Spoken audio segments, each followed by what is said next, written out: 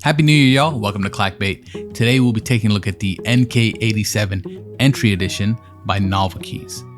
Now this is a budget-friendly TKL, which is made out of injected molded polycarbonate and is sold for the aggressive price of $135. So I think that's a pretty great price for the board.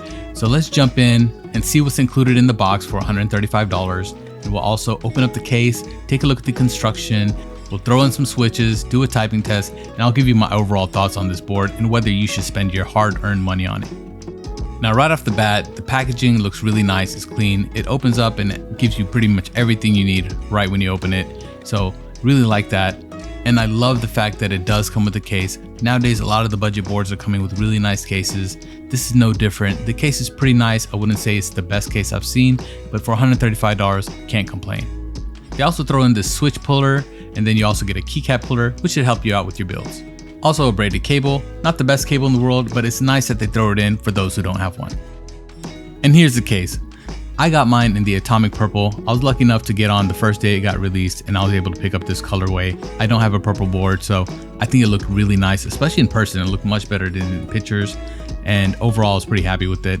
It does come with the feet pre-installed. Everything's actually ready to go installed on the board. All you need to do is really throw in some switches and keycaps and you should be good to go. And the PCB has a south-facing configuration, so you shouldn't have any kind of interference with your keycaps.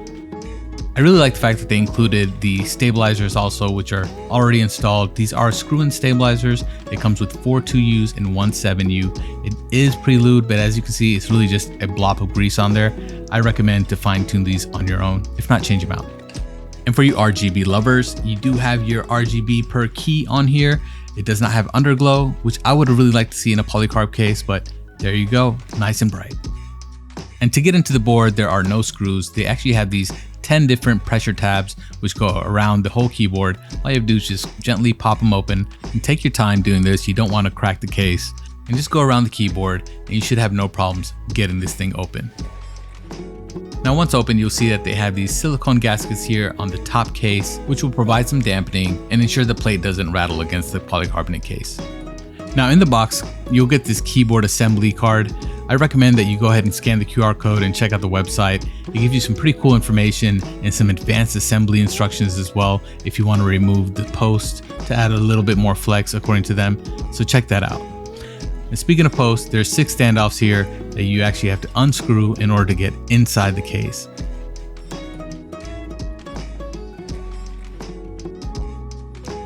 Now once you remove the top part of the case, you'll see that you have these 6 standoffs here, which are actually held in by some metal screw-ins, which is nice because last time they didn't have the metal threads on the NK65. I was glad to see that they upgraded here. And also you get this really thick and chunky silicone case dampener. Now this thing is thick, it's heavy, it adds nice weight to the board, which I like. I'm not sure if I like the way it will make it sound. I know I didn't in the NK65. We'll see if that holds true here as well. Now on the bottom of the PCB, you'll notice these 2 screws. These are the ones that you're going to need to unscrew in order to get to the stabs if you want to do some modifications, or if you want to take out the silicone PCB dampener. Whatever you need to do additional modifications, you need to remove these as well. And once you get it open, you actually are greeted with the injection molded polycarbonate plate, which is color matched to match your keyboard. And then you also get the silicone PCB dampener, which is also color matched. Now, since I already have this open, I'm gonna go ahead and tune the stabilizers just a little bit.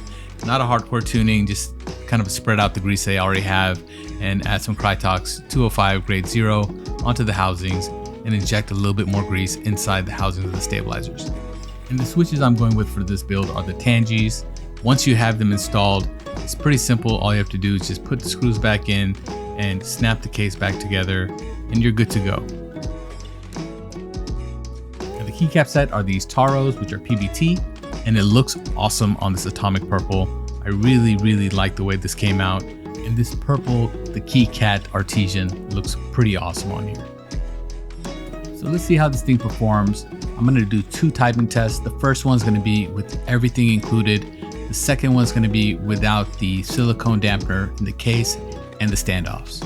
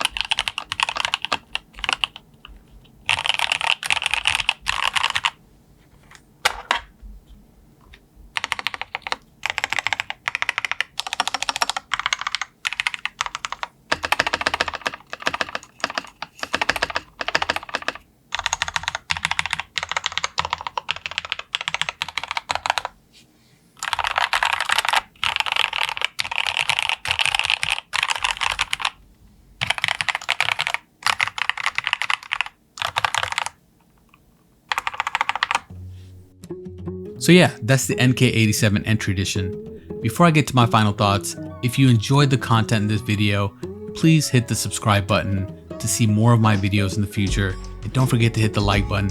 It really helps distribute the video so more people can see it, and it'll help my channel grow overall. Now, what do I think about this keyboard? Overall, I think at $135, you're getting a good value. It does have some quirks to it, but they all kind of fall under their acceptable quality standards. One of those things is the board creaks. I didn't have any defects, no visual chips or any kind of issues with mine. And as far as the creaks are concerned, take a listen for yourself. Let me know what you think.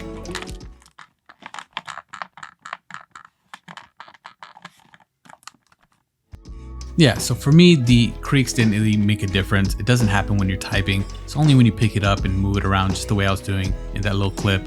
And I don't think that's going to be a big issue at all for most people, especially at this price point. And the good thing is they're very transparent about all the quality standards that you can expect from this keyboard. Now, I did build it without the standoffs. Didn't make much of a difference at all on flex, so this is not going to be a board to look for if you're looking for a flexi board. Now, as far as the pros are concerned, I think there's a lot of them here and a lot to like about the NK87 Entry Edition.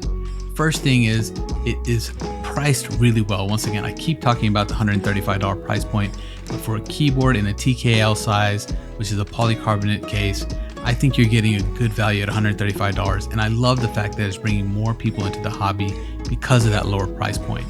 It's also very easy to build. If you're a first-time keyboard owner, all you have to do really is throw in some switches and some keycaps, and you're good to go.